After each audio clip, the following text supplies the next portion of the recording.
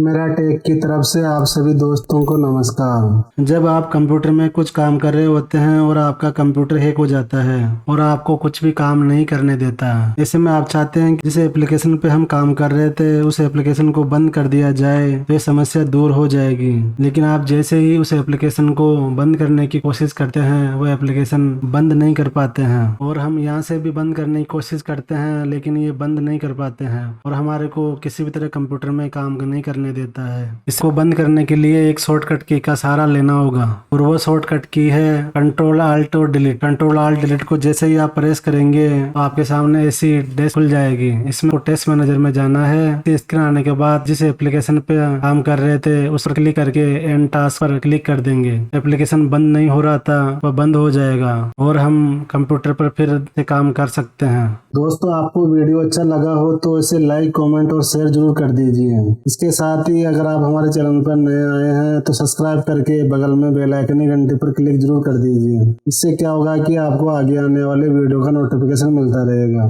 धन्यवाद।